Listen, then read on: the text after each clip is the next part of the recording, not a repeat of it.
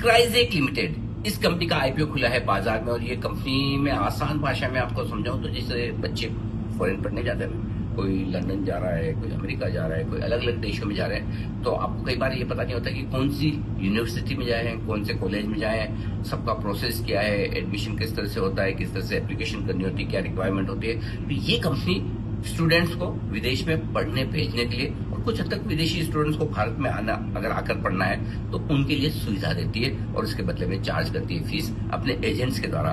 देश भर में इनके काफी एजेंट्स फैले हुए हैं जो स्टूडेंट से बात करते हैं, उसके बाद कंपनी के साथ टाइप करके इस तरह का कारोबार कंपनी करती है। अब इस आईपीओ में मैं राय दूं उससे पहले एक चीज बता दूं कि यहाँ पर पॉजिटिव्स क्या है। इस बिजनेस में कंपनी की मास्टरी है, प्रमोटर से एक्सपीरियंस है, दुनिया भर में जो बड़े इंस्टीट्यूशंस हैं उनके साथ इनका लंबे समय से टाई अप है। भारत और ब्रिटेन के बीच में स्टूडेंट्स पढ़ने वाले काफी बढ़ रहे हैं और वहां पर इनका बड़ा तगड़ा मार्केट शेयर है। ज्यादातर बिजनेस कंपनी का वहीं से आता है, ये एक अच्छी चीज है। एक बड़ा वाइड नेटवर्क है कंपनी का, एजेंट्स का भी और इंस्टीट्यूशंस का भी।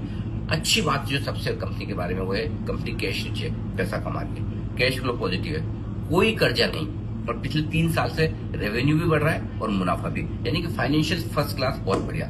नेगेटिव क्या है, जो भी इश्यू आ रहा है पूरा का पूरा ऑफर फॉर सेल है, कंपनी के पास कोई पैसा नहीं जा रहा, एक्चुअली जरूरत भी नहीं है। 400 करोड़ का कैश पड़ा है तो जरूरत भी नहीं है। दूसरा है कि कुछ ग्लोबल इंस्टीट्यूशंस ऐसे हैं जिन पर कंपनी का डिपेंडेंस थोड़ा सा ज्यादा है।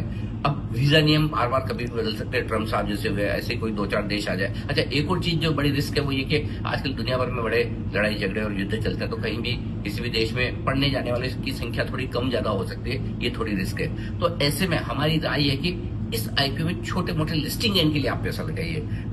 लॉन्ग टर्म के लिए वैसे कंपनी ठीक है, लेकिन हम लिस्टिंग के बाद देखेंगे कि अगले 2-3 साल में कंपनी की ग्रोथ किस तरह की आती है, वो प्रोजेक्शन देखेंगे, उसके बाद डिसाइड करेंगे। लेकिन फिलहाल ये आईपीओ ऐसा है जिसमें प्रमोटर क्वालिटी ठीक है, फाइनेंशियल्स अच्छे हैं और इसमें लिस्टिंग के लिहाज से पैसा आप इसलिए लगा सकते हैं कि वैल्यूएशन रीजनेबल है, न बहुत सस्ता है न महंगा। तो एक बार आप इसमें चांस ले सकते हैं। आप भी मुझे अपनी राय दीजिए और बताइए क्या ये आईपीओ आपको पसंद है।